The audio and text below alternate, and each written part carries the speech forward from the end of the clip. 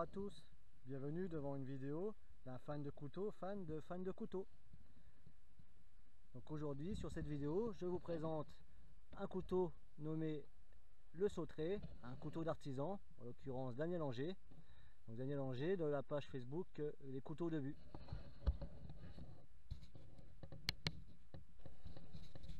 Avant de vous parler de ses caractéristiques poids, dimension et acier utilisé, je vais vous faire un petit résumé donc de l'histoire de ce couteau. Alors sa petite histoire remonte à l'automne 2014, saison à laquelle j'ai guidé pendant 4 jours un groupe de copains sur le massif vosgien. Et à l'occasion d'une soirée en refuge, on est venu à discuter de nos couteaux et de ce qu'on aimerait comme couteau idéal. Donc mes copains ont bien pris note de ce que je disais sur le couteau que j'aimerais avoir et ont décidé de contacter donc Daniel Anger des couteaux de but pour qu'il forge un couteau sur mesure tenant compte donc des caractéristiques que j'avais évoquées lors de cette discussion. Donc ce couteau a réellement été fait pour mon usage et ne conviendra pas forcément à l'usage de quelqu'un d'autre. Alors ce couteau ils me l'ont offert quelques mois ensuite. Lui a été forgé donc par Daniel Anger. L'étui en cuir a été confectionné par Grand Max, donc de Grand Max Tactique ou Grand Max & Co, qu'on trouve aussi facilement sur Facebook. Alors ce couteau que je vous présente aujourd'hui n'est pas le couteau d'origine, celui qui m'a été offert. Il s'agit de la deuxième version, parce que bêtement j'ai perdu la première version en forêt. Un an après cette petite randonnée, on avait fait donc une autre version de cette randonnée et je l'ai bêtement laissé sur une grume. Quand je m'en suis rendu compte, il n'était plus là. Donc j'ai recontacté Daniel Anger qui m'a refait un deuxième couteau qui prenait donc les avantages de l'ancien et puis corrigeait quelques défauts que j'avais remarqués à l'usage. Donc celui-là c'est donc le deuxième Sauteré. Alors le Sauteré, pourquoi je l'ai appelé ainsi? Tout simplement parce que vous allez voir, donc je vais le sortir de son étui. On voit sur de chaque côté donc des oreilles. Il est petit, trapu, fait pour la forêt et des grandes oreilles. Donc le Sauteré, pour ceux qui connaissent un petit peu la culture locale dans les Vosges, c'est le nom d'un lutin petit avec des oreilles pointues qui passe son temps dans la montagne et qui dévore tout ce qui passe à sa portée. Donc j'ai trouvé ce nom tout indiqué pour ce couteau un couteau robuste, rustique et avec lequel je passe beaucoup de temps en forêt. On va donc l'étudier d'un peu plus près. Sur sa première version, la poignée était ergonomique. Là, on a quelque chose donc de moins ergonomique. Je n'aimais pas spécialement l'option d'ergonomie sur une poignée, notamment en hiver si je l'utilisais avec des moufles. Je ne suis pas sûr que ce soit aussi utile d'avoir la marque des doigts. Ce couteau tient parfaitement donc, en main, en tout cas dans ma main.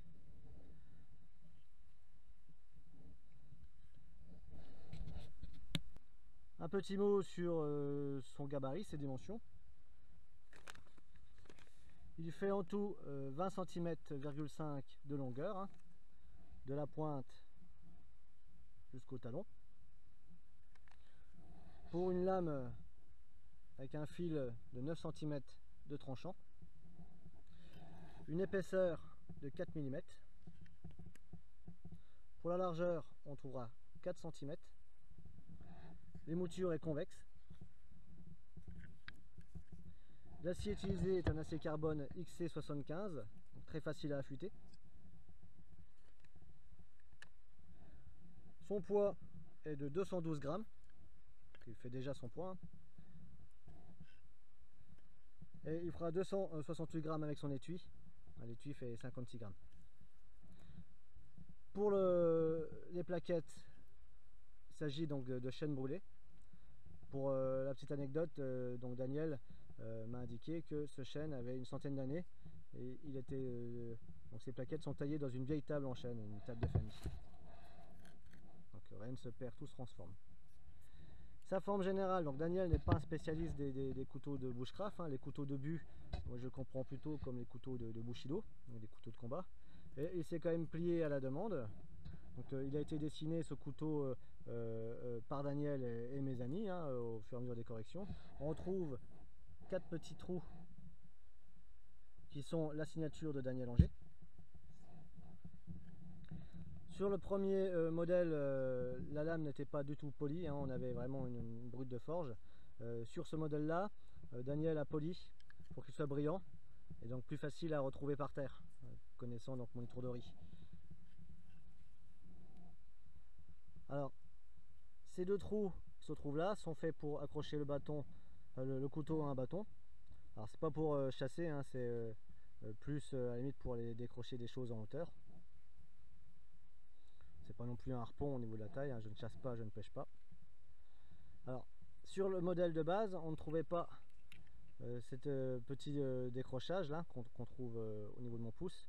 Alors, le modèle de base était plus comme ça, je vous en mettrai la photo.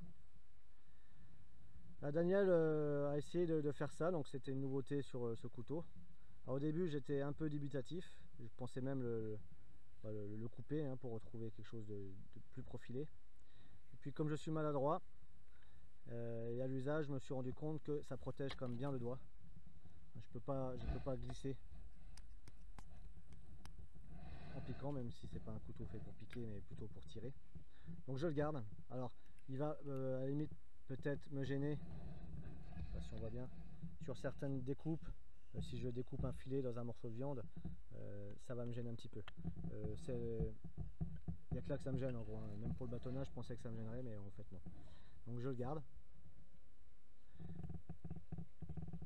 Alors celle-là, le décrochage au niveau du pouce au-dessus là est fait effectivement donc pour avoir un œillet dans lequel passer de la ficelle, mais ça sert aussi à travailler avec le pouce, à être plus près, à pousser. Avant on avait une sorte de guillotage à ce niveau-là sur le premier modèle, donc à ma demande Daniel ne l'a pas reproduit sur ce deuxième modèle parce que en fait ça me blessait la main en tenue ferme. Alors, on trouve aussi un guillotage à ce niveau-là, mais c'était plus contraignant qu'utile.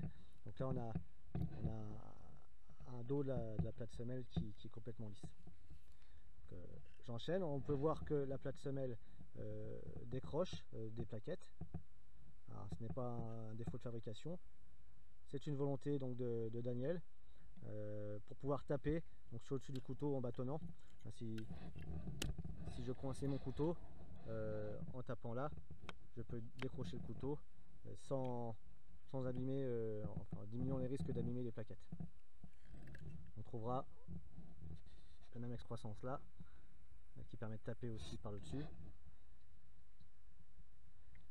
ou de casser des noisettes. Donc bon, là il y a une petit bout de bois qui a sauté là et là. C'est pas gênant, j'ai reponcé, j'ai remis de l'huile, ça va très bien. Donc on voit des trous qui permettent de passer une dragonne. Habituellement j'ai une dragonne, alors elle ne me sert pas tellement à tenir le couteau, mais c'est un petit plus. C'est une dragonne en ficelle de coton. Le coton est inflammable et ça me sert donc d'allume-feu. Je prélève au fur et à mesure selon j'ai besoin pour allumer mon feu sur la ficelle qui est autour. Et effectivement ça peut être une dragonne d'appoint. Les moutures convexes, donc ça rentre bien dans le bois. Alors, au niveau d'aiguisage, moi j'étais plutôt habitué aux émoutures en V, donc je me suis adapté. Je change l'angle sur ma pierre et j'y arrive bien, donc ça s'aiguise très bien pour un acier XC75.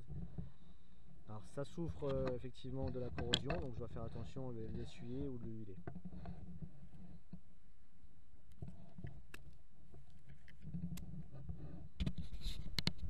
Un petit mot sur l'étui en cuir. Quand le couteau donc est sorti de la forge de Daniel, il l'a envoyé directement chez Grand Max pour qu'il lui confectionne un étui sur mesure. Donc toujours dans un esprit de simplicité et de rusticité. Je voulais un étui sans option, sans gadget, sans compartiment pour porter une pierre aiguisée, ni de fire steel. Donc sur cette version donc, du deuxième couteau, contrairement à la première version, Grand Max a installé donc un bouton pression de rétention du couteau. Donc on a une rétention parfaite. C'est pas le cas du premier étui, il était tellement simple que bon, il était plus enveloppant, mais il n'y avait pas de système de rétention. Bon, il bougeait pas, mais bon, j'aurais pas pu faire l'escalade avec. Alors Ouais, on voit à peu près la caméra. Il a travaillé donc son cuir de manière à lui donner un aspect peau de grenouille. Moi j'aime beaucoup. Hein. Et on voit donc sa signature derrière. GM, un pour Grand Max. Voilà pour l'étui. Il s'entretient très facilement. J'utilise donc j'entretiens tout comme le couteau avec de l'huile Balistol. Donc aujourd'hui, il est monté sur, juste pour la vidéo, sur une ceinture équipée de plusieurs poches. C'est pas une ceinture que j'utilise uniquement comme seul objet pour randonner, mais le soir en camp, en refuge, je pose le sac et je m'équipe de cette ceinture. J'ai tout ce qu'il faut dedans, donc de quoi faire du feu, et j'ai une petite trousse de premier secours, mes papiers, c'est assez pratique. Voilà. Pour faire du tourisme, ça suffit. On va le tester un petit peu sur des choses simples. Il ne s'agit pas d'un couteau de survie, mais un couteau pour la randonnée. Hein. Donc, premier test, le bâtonnage. Là, c'est du bois très sec que j'ai ramassé par terre. Il y a un nœud pour compliquer la tâche, mais bon, avec 4 mm de largeur, c'est sans souci que ça rentre et que ça écarte le bois.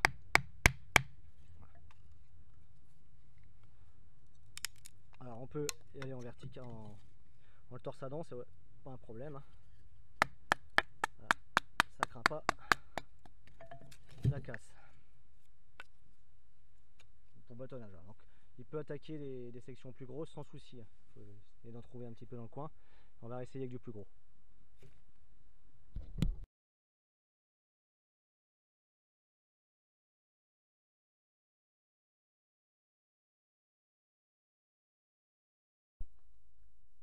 Là, on est de retour à la maison pour un bout de bois plus gros. Bon. Donc c'est du boulot, hein, c'est pas le bois le plus dur qui existe, mais celui-là est bien sec. Et puis il y a du nœud au milieu.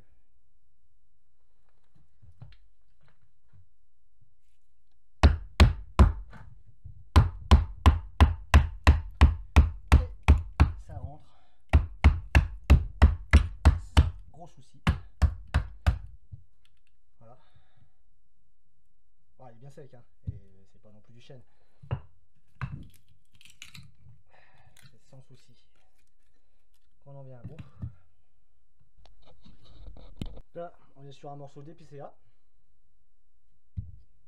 Toujours bien sec, hein, c'est mon tas de bois.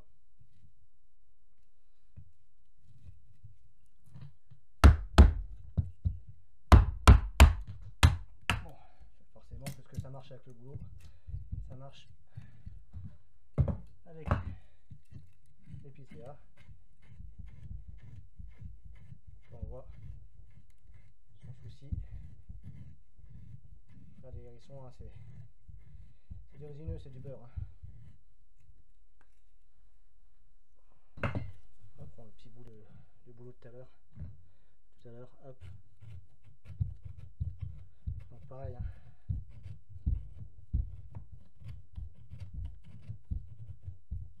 Sans problème.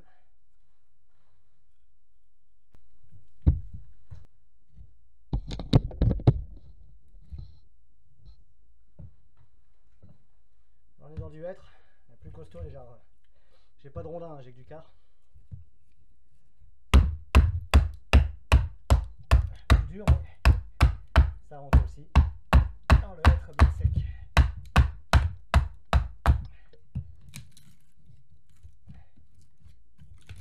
Voilà. J'ai pas de chêne. Donc, le test ultime serait du chêne, mais bon. Je me chauffe pas au. Alors le hêtre c'est plus difficile pour faire des hérissons. C'est déjà plus dur. Hein.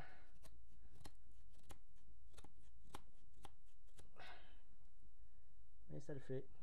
Voilà, donc ça c'était le test sur des plus gros morceaux de bois. C'est déjà pas mal. Hein. Ça suffit largement pour monter un feu, surtout quand on y a joint une hachette.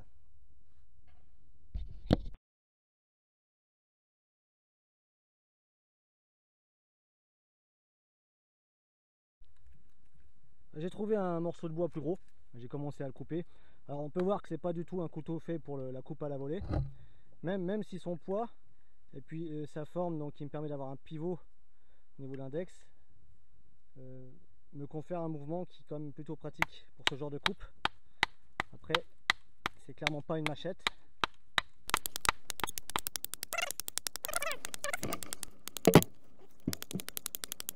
Alors là, c'est pour montrer un peu ses capacités en cas où j'aurais rien d'autre, hein. Mais j'ai une hachette, vraiment du bois très dur.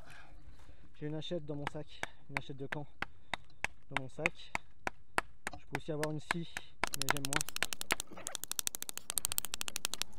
Voilà.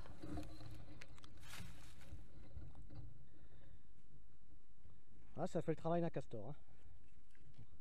Au niveau du tranchant, je n'ai pas perdu grand chose. On va rebâtonner celui-là, donc une section plus grosse, hein. C'est parti.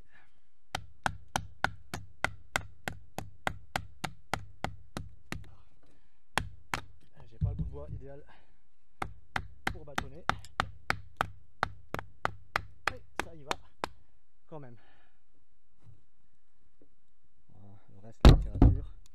Donc on voit, il supporte tout à fait les torsions. Je fais gaffe de ne pas me couper sur ce mouvement-là. Ça écarte le bois sans souci. Voilà. Donc sympathique. C'est vrai que la longueur de la lame ne permet pas d'attaquer des trop grandes sections. Alors là, il ne s'est pas coincé dedans. Il se serait coincé. Et on va... Hop. Ouais, il ne coince pas, hein. Il va... Bon, les 4 mm, il joue pour beaucoup. Donc, on peut venir taper à l'arrière là sans souci, pas un problème. Voilà.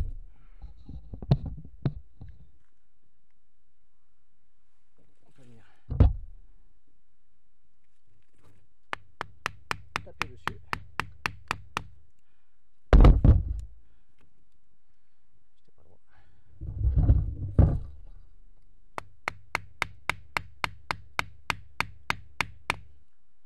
Voilà. Alors, son défaut c'est qu'il n'est pas très pointu, hein. De l'autre côté, ça lui donne une grande solidité à la pointe. Puis Daniel n'est pas un spécialiste des lames drug point. On aura plutôt chez lui des couteaux avec le tranchant de ce côté-là et une chose qui ressemble plus à du tento ou du biseau.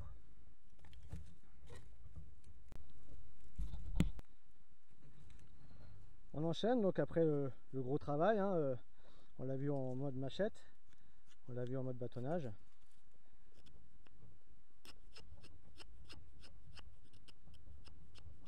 Alors on voit en mode hérisson, copeau, fiber stick, hein, pour ceux qui aiment bien parler anglais. Voilà.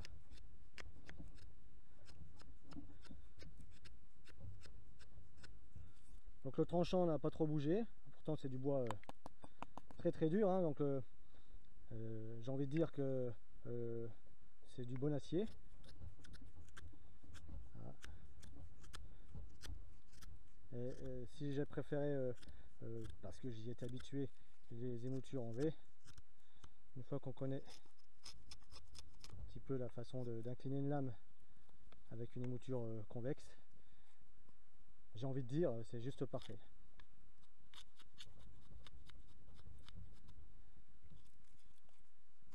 Alors c'est pas le meilleur bois pour le hérisson, hein. Je trouverais du résineux, on a quelque chose de beaucoup plus joli, mais ça fait quand même des beaux petits copeaux. Alors, je peux travailler plus petit. Voilà.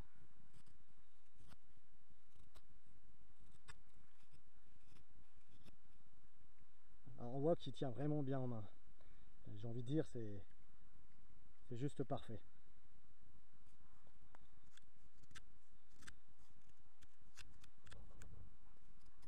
Voilà. Alors ce couteau pratique aussi pour la cuisine, notamment pour couper du lard. On est dans les Vosges, pour enlever la couenne, couper des lardons. Comme toutes les lames, hein, elle ne va pas trop aimer le cartilage. Donc on fera attention de ne pas taper dans les parties osseuses de la viande.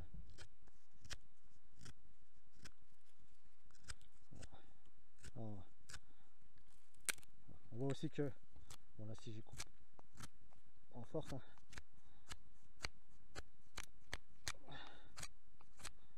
on a vite fait.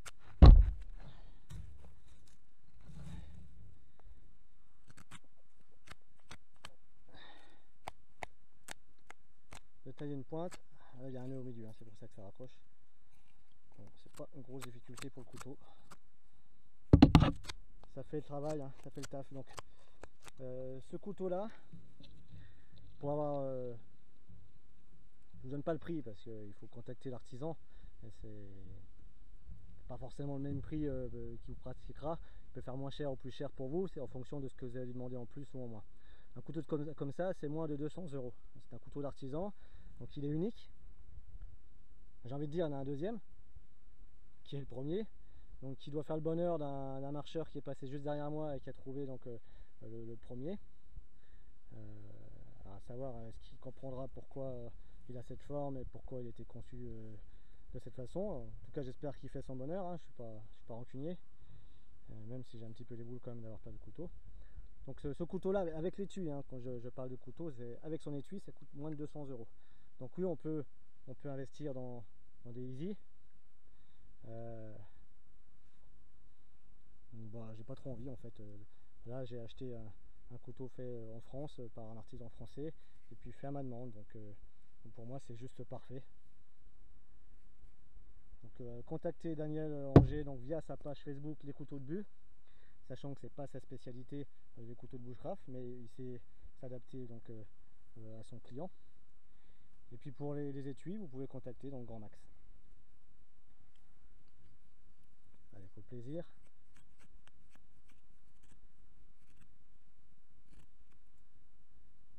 Voilà. Alors, toujours pour présenter ce couteau, ce qui n'est pas un hasard, Daniel donc, a laissé des bords de lame assez saillants. Bien sûr, il savait que c'était donc pour une utilisation de bushcraft, de randonnée. Donc il a fait en sorte que on puisse faire des étincelles avec le dos de la lame. On est quitte d'user donc son tranchant, ce qui est aussi la petite option qui va bien. Alors c'est sûr que s'il n'avait pas pensé à un petit coup sur l'arrondi, il aurait pas mis de rond saillant, mais d'entrée il a conçu ce couteau donc brut, couteau de trappeur, hein, qui permet de faire sans souci des étincelles avec une barre. Un petit mot sur son entretien. Donc acier XC75, donc assez sensible à la corrosion. Je les ai plutôt donc toujours bien essuyés, l'huilé. Donc l'huile Ballistol, hein, alors fan de couteau, pour ceux qui connaissent la chaîne, j'ai fait un petit clin d'œil tout au long de cette vidéo, notamment en mimant un petit peu ces expressions, j'ai envie de dire. Fan de couteau a fait une petite vidéo sur l'huile Ballistol. Donc c'est une huile que j'utilise depuis longtemps, je lui en avais parlé, il l'a adopté aussi. Donc je développe pas plus l'huile Ballistol.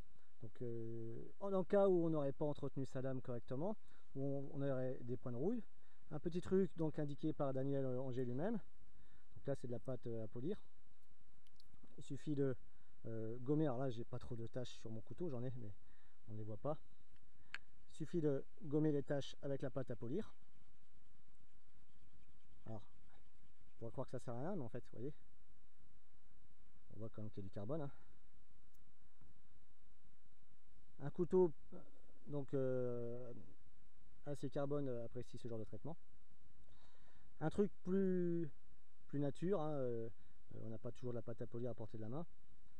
Si vous avez dans votre sac à dos un bouchon en liège ou une bouteille de vin que vous avez terminé en marchant, ça arrive, vous brûlez le liège, on va partir de ce côté, et vous gommez. Ça marche bien sur les opinels. Vous gommez, ça va gommer les taches de rouille et redonner du brillant à votre lame. au pire sur un opinel déjà bien entamé, ça donnera une espèce de patine mate et plus jolie que la rouille. Donc un bouchon en liège brûlé. Alors pour l'affûtage, on voit bien le fil là. Bon bah là le couteau n'a pas trop souffert donc du test, hein, qui était quand même un test rapide, minime. J'ai évoqué la pierre DC4, mais un simple galet. Alors ça c'est trouvé dans...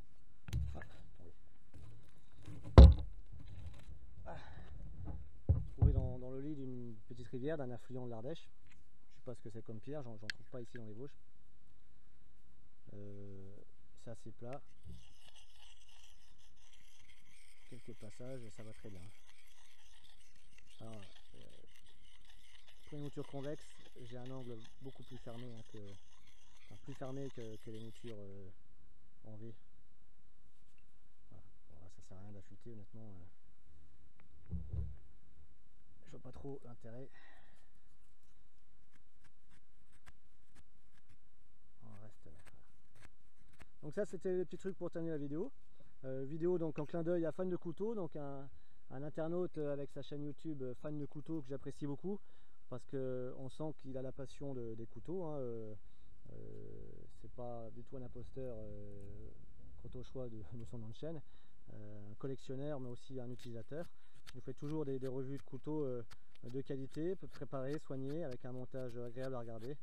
Et, mon idée c'était surtout pas de le copier et de prendre sa popularité, c'était de lui faire un petit clin d'œil. Alors pas méchant, j'ai remarqué qu'il disait souvent donc c'est juste parfait, j'ai envie de dire, mais au moins ces vidéos sont claires.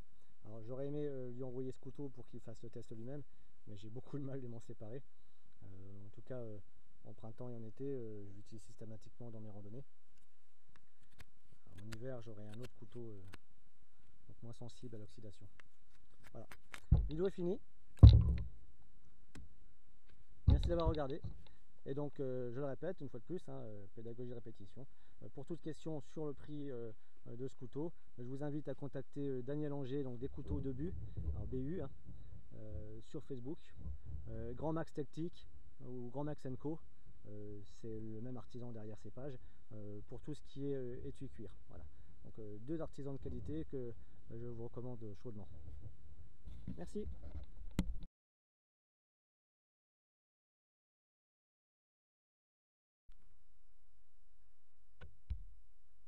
Petit bonus.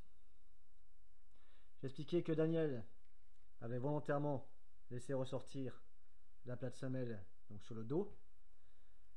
Par contre, au niveau finition, on peut voir qu'il n'y a rien à y reprocher. C'est parfaitement ajusté. Ah, c'est juste parfait, hein. Donc il n'y a pas d'intercalaire, pas besoin. J'ai pas de vibration outre mesure quand je me sers du couteau. Autre détail que j'ai oublié de mentionner, 4 cm de largeur. Ça permet de saisir la lame donc dans sa main et de travailler donc de cette façon, écailler le poisson, tanner une peau. Et puis dernière chose, après les différents tests sur le bois, différentes densités, alors j'ai utilisé donc du bouleau, du hêtre et l'épicéa pour le test. C'est une volonté, c'est exprès. Ce sont les essences que j'utilise le plus souvent donc quand je monte des feux de camp ou quand je fais du feu dans des poêles à bois. Donc, certains y tiennent.